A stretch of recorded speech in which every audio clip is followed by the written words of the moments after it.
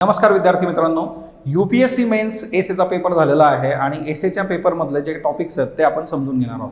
UPSC men's एसेमध्ये philosophical topics विचारणं हे आपल्याला एक ट्रेंड म्हणून बघता येतं गेले 4-5 वर्षांमध्ये.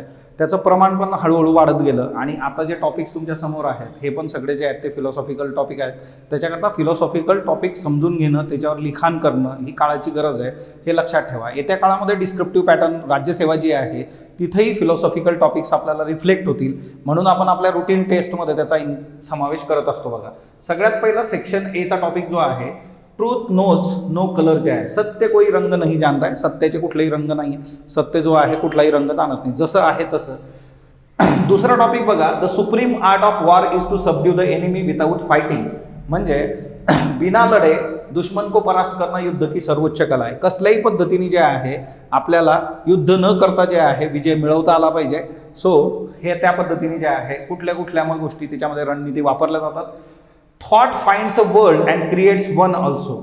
आपला जो विचार आहे तर तो वेगवेगळ्या त्या कल्पना शक्तीकडे आपल्याला घेऊन जातो आणि तिच्यातून जे आहे विचार एक दुनिया खोजता भी है और एक बनाता भी है.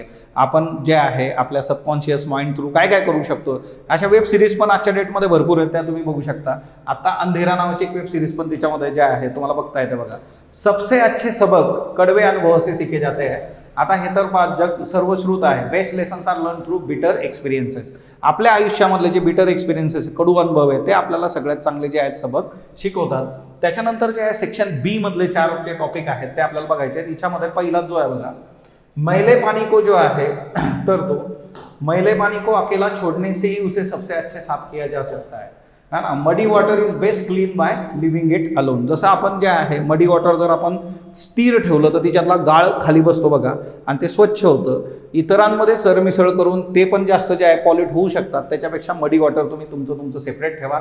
The years teach much which the days never know. आपल्याला जे बघा experience is the best teacher जो आहे तो एक्सपिरियन्स डे बाय डे आणि इयर बाय इयर मॅटर करतो.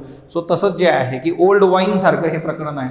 द इयर्स टीच मच जे आहे, it is best to see life as a journey not as a destination. आपण आपलं आयुष्य जे आहे तर ते एका प्रवासासारखं बघितलं पाहिजे, न की डेस्टिनेशन सारखं की मला इथं पोहोचायचं होतं. आयुष्याकडे बघण्याची तुमची दृष्टी कशी आहे. Contentment is the natural wealth, luxury is artificial property. संतोष किंवा समाधान जे आहे तीच आपली खरी संपत्ती असते. लक्झरी किंवा मटेरियलिस्टिक आस्पेक्ट तुमचा जर असेल तर ते प्रॉब्लेमॅटिक ठरू शकतं. ती कृत्रिम प्रॉपर्टी आहे, गरिबी आहे. सो असे हे 4 आणि 4 8 एसेस विचारलेले आहेत. याचं येत्या काळात एक कॉम्प्रिहेन्सिव्ह लेक्चर घेऊन मी लवकरच तुमच्यासमोर येईल. धन्यवाद.